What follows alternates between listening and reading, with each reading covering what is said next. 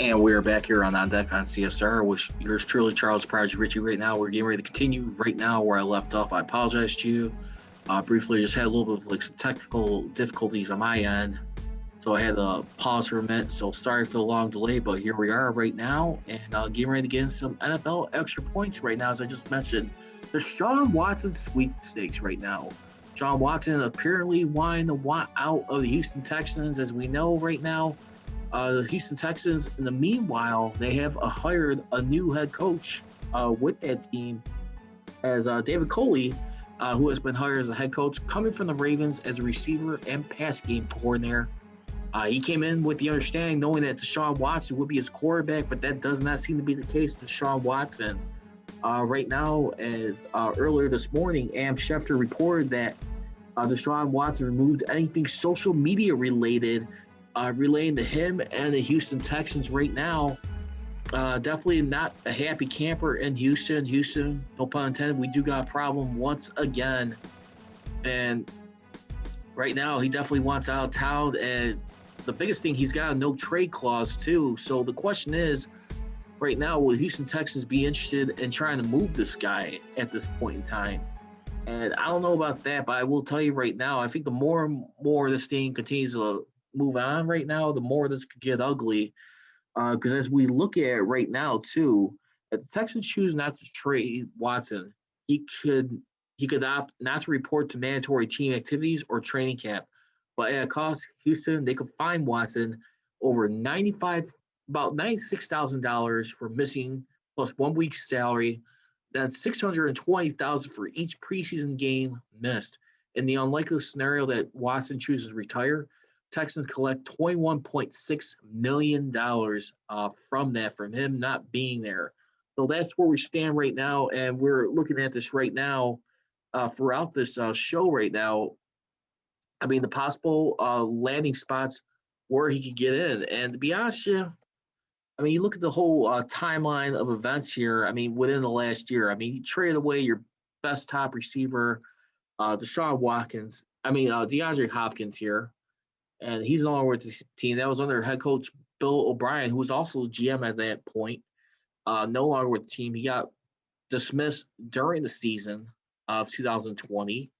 And now you look at everything that has been building up right now. And at the end of the day, it is not a good feeling to be a part of, because right now, I think the more and more this thing continues to drag out, the more ugly this could potentially get. And Deshaun Watson, I mean, he's definitely one of the top passers in this league as of today right now. I'm not sure if I'm gonna put him on the level like Patrick Mahomes, but he's definitely within that breed where he's considered like a top tier quarterback right now. I mean, in his career, even without DeAndre Hopkins, with everything he's had to do, he's still amassed for a career high 4,823 yards passing, 33 touchdowns to 7 interceptions right there. His best touchdown interception ratio, all career highs right there. Remember, he signed a contract extension last year with Houston Texans. I mean, when you take a look at it and where he was at. And right now, here's what's going to happen right now. I mean, if he were like to leave the Houston Texans right now, basically, uh, I mean, let's just say if he decided to retire, I mean, the Houston Texans right now, their salary cap number for this year will be over $67.14 million right now. 67.14. If they decide to cut him prior to June 1st. I mean, you got other options you could also work with in that regard too, with Houston and Deshaun Watson. And by the way, we're not going to be doing any commercial breaks, but I just want to give everybody a little informed idea of what could happen. Now, another thing they could do too, if they decide to cut them after June 1st, right now, basically how that will work, the Houston Texans, for the most part, at this point in time, they will be on the hook for 50.94 million dollars in cap charge, with a base salary of over $10.54 million. Then the next year, you would just basically have the rest of his signing bonus money, his prorated bonuses add up.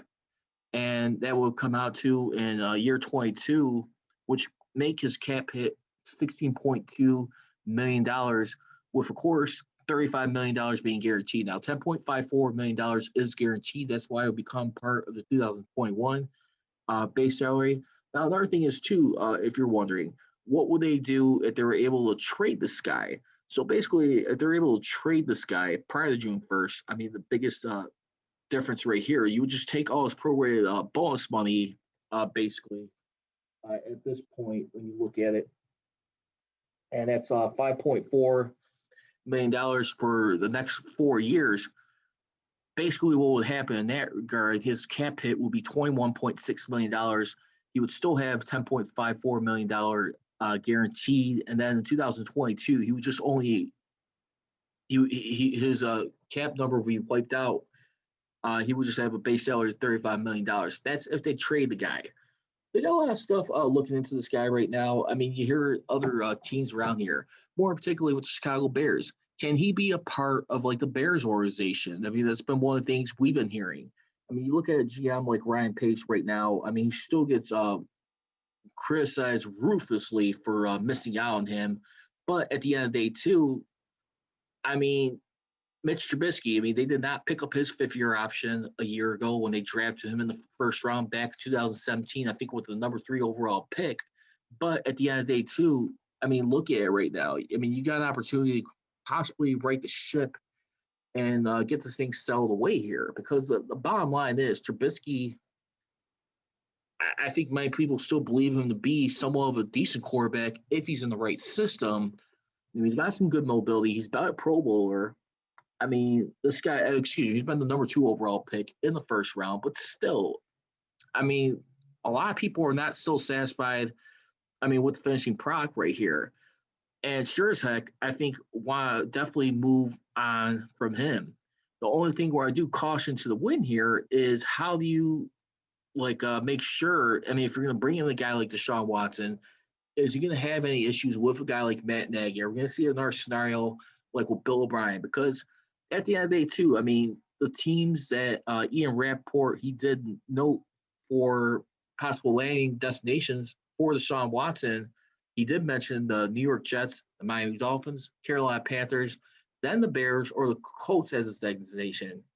Now, I noticed a lot of people were seeing on there, too, on his Twitter account, as far as with teams reaching out and making calls on this guy, as we're continuing to take a look at this right now throughout this, basically everything going on. You got right now GM Nick Caserio saying, I want to reiterate our commitment to Deshaun Watson. We have zero interest in trading the player. We have a great plan and vision for him. We look forward to spending more time with him. So the head coach and the GM seem to be still in the back of their minds that he's not going anywhere, and they'll continue to find a way to work with this guy. And right now, I mean, you do got many teams, like I just mentioned right now, on that time. But for right now, there's been no clear indication. The Texans, it was tweeted out on January 28th, 2 days ago, that they received plenty of calls to Deshaun Watson, and that will continue. And he says, from the Jets to the Bears to the Panthers, who will make a strong push to many others, that it was not definitively said that the Bears have made an official inquiry. Okay, so just definitely want to clear that up. But at the same time, too, one opportunity right now to turn this thing around, because what we had to probably see, like someone like a Khalil Mack caliber dealt, I mean, in that deal to get Deshaun Watson. I mean, that's one thing right there. I mean, you have made blockbuster trades before in the past when you look at with the Bears team. I mean, where you look at like acquire a guy like Jay Cutler 12 years ago back in 2009, and then Khalil Mack prior to the start of the 2018 season. I highly doubt it. But then again, I mean, never say never. I mean, with this franchise, I think this is a franchise right now. It could still be an attractive market. I mean, the Bears, I do believe right now, they could see themselves more than just a playoff contention, but possibly knocking on the door of a Super Bowl and just having that one piece right there that could probably help things out. The only problem is how much are you going to be able to incorporate the running game? I mean, is Deshaun Watson going to be like a little hesitant coming into Chicago based off the fact that, okay, you're going to be putting this guy through a lot of work and hustle and not having a backboard support? So we'll find out about that as we get into it a little bit more. But I definitely do feel like right now, if I'm looking at a team who could definitely use this guy, I'm probably looking right now. You got a situation maybe with the 49ers. That's another one right now. A lot of people are not set forth on Jimmy Garoppolo. The biggest problem is with Jimmy Garoppolo is he seems to be better like a more system quarterback. I mean, you had guys, I mean, within the past, like with Josh McDaniels there. Then, of course, you're also in San Francisco with Kyle Shanahan. So we take a look at that.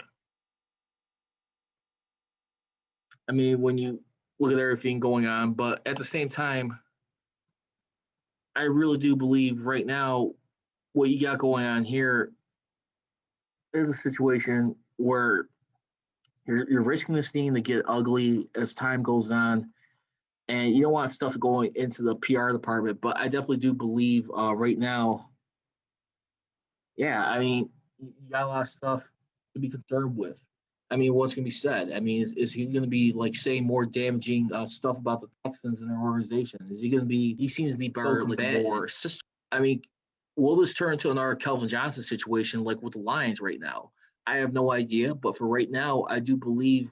I mean, at this point, I mean, the Houston Texans they do have a final say in this as far as like him going anywhere. But at the same time, I don't think you want to like continue to like push the envelope here.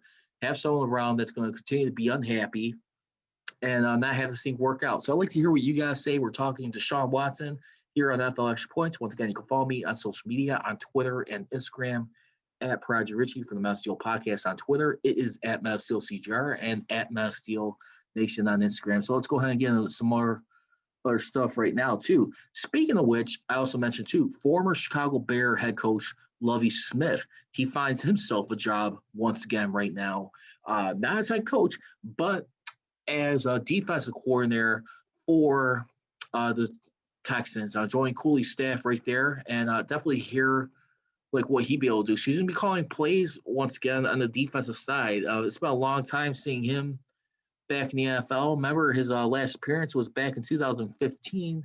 Was head coach of the Tampa Bay Buccaneers. I mean, since then, I mean, after that, he was head coach of Champaign Fighting Illini, Illinois, for 3 seasons from 2016 for 2018. But still, I mean, Lovie Smith is still a very respectable name. Definitely feel like he brings a good defense. I mean, that's one of his specialties when you look back at his career, too. His defense coordinator for the St. Louis Rams, last time that happened was back in 2003. So it's been a long time he's been the defense coordinator. I mean, calling at that position. But I'm glad to see him back. Welcome back to the NFL. And more importantly, right now with a team. So I'd be real interested to see how that dynamic is going to be able to work out, those two working together. So, I mean, feel free to leave me your thoughts right now. And plus, right now, do you see another quarterback moving right now? I mentioned some other quarterbacks, too, in my one podcast, too, on the Mass Steel podcast I was looking at. Adam Schefter had quite a few lists of quarterbacks of futures where they could be winding up with different teams. More particularly, top of the line, you got Deshaun Watson. Aaron Rodgers, he's another one right now. I mean, a guy who did not have the opportunity to go for it on 4th and goal in the NFC Championship game versus the Buccaneers right there. They would still have to convert a 2-point conversion, but still he took him an opportunity away and decided to kick a field goal when you have 4 timeouts. I mean, 3 timeouts, 2-minute warning stoppage right there. Definitely unpopular decision, I think, amongst Packer fans, and, of course, Aaron Rodgers himself. Now, another one who I just mentioned in here, Matt Stafford right now. He is an interesting name right now. Now, the only problem is right now, too, you look at a team like the LA Rams right now, I mean, for this time. I mean, one of the things, too, I mean, according to senior NFL writer for ESPN, Jeremy Fowler, he's known that the Rams appear to be a viable trade market with the Lions. Very unclear right now what to do with Rams quarterback Jared Goff. Remember, he's got a long-term deal on the books. They explored the possibilities with Stafford right now. So there you have it right there. I mean, Jared Goff right there. Remember, I mean, he's a guy who was coming in with injury that I think his thumb or his throwing finger in the playoffs right there. I mean, he's still got about 4 more years left on his deal right now. And if they were to release him prior to June 1st, they'll be on the cap for $65.2 million for the rest right there to carry out. And plus, now that they'll have about 34.995. Excuse me, $27.5 million in guarantees right there. So that's what we'll be looking at in 2021. And then he'd have another cap hit. No, not another cap, but excuse me. He'd be having a guaranteed salary of $15.5 million. So $65.2 million they would have to fork up on their cap if they were to release him prior to June 1st right now. I'm not sure if they're going to do that, but got a question right now because this is by a guy who's been a Super Bowl quarterback right now. You got a guy like Matt Stafford, who with another head coach who seems to feel like he's going to be who's coming with the understanding right now. I think that he's not going to be part of the fold too much, but Stafford right now. I mean, this is a guy who's been around a long time too. Right now, and when you look at everything that he's got, I mean, he's still a very attractive quarterback. You hear teams like the Steelers possibly try to look into him. People are flowing the idea if he comes in there, he'll be 32 years old. I mean, this coming season, and he will turn 30. Well, he's actually be 33 this season. He turns 33 on February 7th right now. I mean, when we look at this for the most part, and that'll be the day of the Super Bowl. So his birthday will be the day of the Super Bowl right there for a guy who's never been to a Super Bowl. But Stafford, he's definitely a very phenomenal quarterback. The only problem is right now, I don't see him as a big time winner, to be honest with you. No offense. I mean, when you look at a guy right there, I mean, for the most part, I mean, within his whole playing career, when you look at everything that he's been able to do, he's only been in the 3 playoff appearances. I mean, within his 12 seasons, that's not good enough. He's right now. I mean, 0-3 in that regard, losing to teams like the Saints, the Cowboys, and last but not least, Legion of Boom, Seattle Seahawks. I mean, back in 2016. So the thing is, the question is, not that he won't be a good stat quarterback, fantasy wise, but right now, I mean, how much more is he going to really be that much of an influencing guy? I mean, I don't see him winning big games at all. I mean, his regular season record is 74-91. He's got a losing record on top of that 0-3. So he's 74-93-1 career wise. I mean, with 282 touchdowns, 144 interceptions, I am not totally sold on this guy just yet. I mean, for a quick fix, maybe you could argue that. We'll take a look. So let's go ahead and get down to the countdown of Super Bowl 55 coming up in a little over a week right now in Tampa, Florida right now. Congratulations to Bruce Arians and the Tampa Bay Buccaneers right now. They will become the first team to host the Super Bowl with Tom Brady right now. I saw a lot of reaction right there. I mean, you hear many times throughout how Bruce Arians has been bragging about how he's allowed Tom Brady, the coach. I mean, that what he has done in New England. I mean, taking his little pot shots. But I mean, at the same time, too, Bruce Arians right now, a guy who's been a true journeyman in this league. I mean, when you look at everything that, I mean, he's been through in his NFL coaching career. I mean, he first came into the NFL since 1989 was his first year. And you look at everything what he's been able to do from that point on. When you look at it, he's right now he's been in this league. I mean, for like 28 years, coaching career in the NFL right now. I mean, he's been most notably more famous prior to head coaching, offense coordinator with teams with the likes of the Pittsburgh Steelers. I mean, overall in his career, and he was a quarterbacks coach for a couple of seasons, for 3 seasons with Peyton Manning right there from 1998 to 2000. But I mean, ever since then too, I mean, his overall win-loss record, I mean, he's still got a respectable 67, 44-1 record. And he's also 4-2 in the playoffs, making his career record 71, 46, and Yeah, so 71, 46, and 1 career-wise, win-loss percentage right now. I mean, for this guy, I mean, who's interim coach for the Indianapolis Colts 2012, during that first year when Chuck Pagano was having cancer right there. And then, of course, I mean, when you look at everything what he's been able to do right there, he made the playoffs 2 times with the Cardinals back-to-back years, 2014, 2015. And, of course, with the Tampa Bay Buccaneers. So 3 times in the playoffs, 4-2 record, his overall stint. And that's what we look at right there. Now, on the other side, too, you got a guy like Andy Reid. Andy Reid right now, I mean, who been known pretty much as a choker. I mean, like a chlorine, like including last year. I mean, with the Chiefs. I mean, a guy who's been around the block for a long time, kind of like in a similar boat with Bill Cowher. I mean, Bill Cowher didn't get like his first Super Bowl victory until his 14th season. I mean, he went to his first Super Bowl within this fourth season as head coach of the Pittsburgh Steelers back in 1995. But then only since then, too, I mean, both him and Andy Reid, for the most part, post Super Bowl wise, they're top 2 winners ever since game in their records in the playoffs since their last Super Bowl. Andy Reid is the all-time leader right now, 10-9. Bill Cowher is 9-5. So that's what we got going on right now in itself. And some of the stuff that's going on, the headlines going into this game right now, as reported by NFL Network Ian Rappaport, the Chiefs, in addition to being without left tackle Eric Fisher, torn Achilles, it is unlikely that tackle Mitchell Wartz will also be able to play since being put on Iowa back. But right now, we got running back Le'Veon Bell, knee, starting quarterback Rashad Fenton, foot injury, quarterback L'Jarius Sneed, concussion, and of course, starting receiver, wide receiver Sammy Watkins, calf, they're all questionable going into this game right now.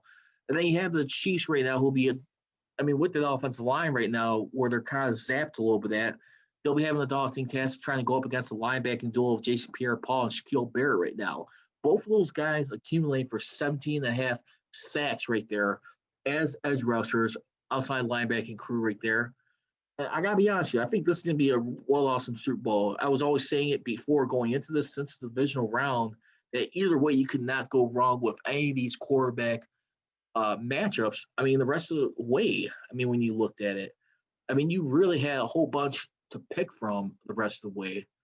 I mean, with the exception of probably the Rams, I would probably say would be like the one you could probably say like, yeah, it wouldn't have been like as interesting, but still, I mean, you look at everything that has been going on here.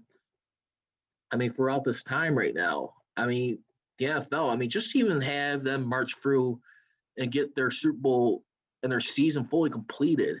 I mean, throughout this pandemic, I definitely do feel like they deserve a lot of kudos right there. I mean, how they handle things. I mean, definitely very unpopular at times how they had to like cancel some games and reschedule everything. But at the same time, too, they have been on their mission very well intent, and here they are right now, and they are still proving that they can be successful and keep everybody together at the same time. So you also look at the other side too right now with the Tampa Bay Buccaneers for the Bucs injury report right now is you got wide receiver Antonio Brown with a knee, safety Jordan Whitehead with a shoulder and knee are doubtful. And then you got inside linebacker who's starter Levante David dealing with a hamstring. He is questionable. Will the Bucs be able to finish deal with the first Super Bowl at home and their second overall? I'm gonna tell you right now. I'm gonna give my Super Bowl pick a little bit early, but I'll make a final next week. But right now, I'm liking the Bucs. I just feel like right now it's that Brady effect. Right now, I mean, think about everything that he's done. I mean, not just for the city of Tampa. I mean, I got into this with another fellow colleague of mine that came out of the mic, Paulie C. And I even said too, I really do believe a guy like Tom Brady right there, he does bring an expectation like no other. I mean, this is a guy right here. I mean, who's really did a lot for this team right here. I mean, think so far. And at the end of the day, I mean, he's all about winning. He is the ultimate winner in this day and age. Just something you cannot take away from this guy. And when I really look at it right now, I mean, with the Buccaneers, I mean, here's the bottom line.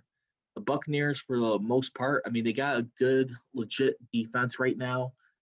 I mean, the Chiefs, I don't think really got as much, but I definitely do feel like right now, I mean, when you look at like the league in terms of, as far as like where it is like scoring all the time and like putting up numbers on the board.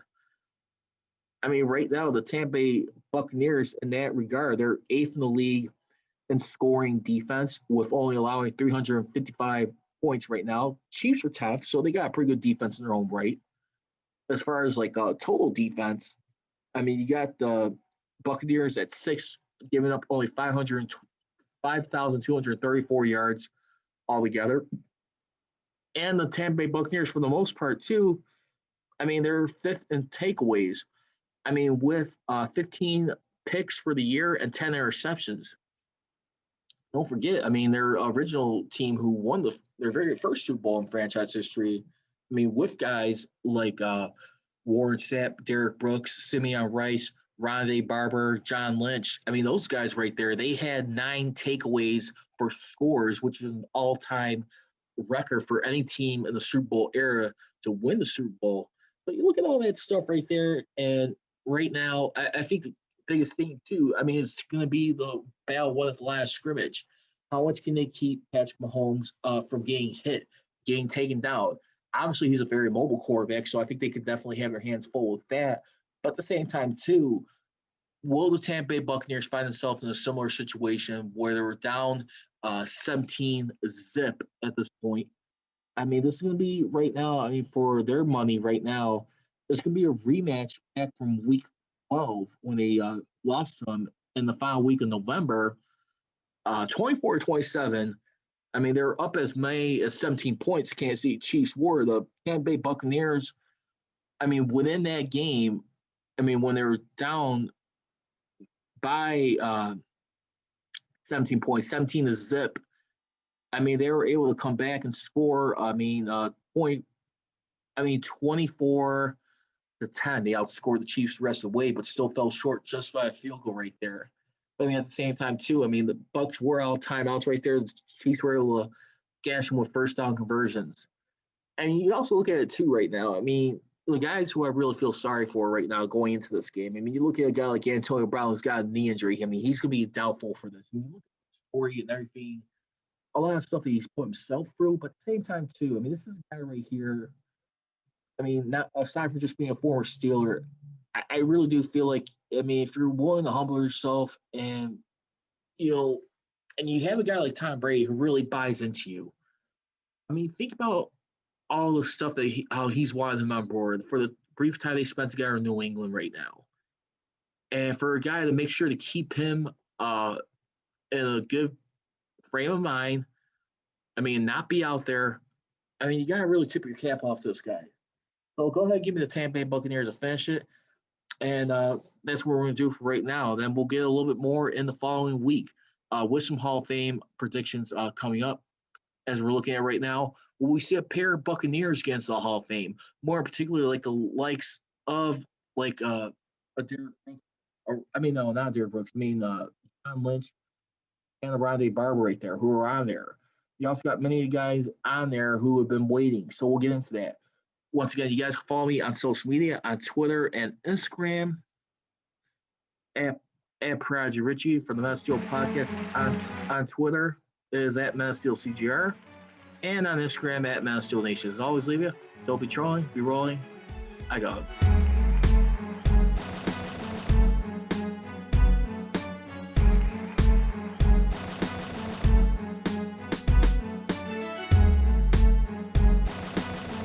Sorry, man, I was trying to knock on a door back there, but you don't have a door. Knock it down.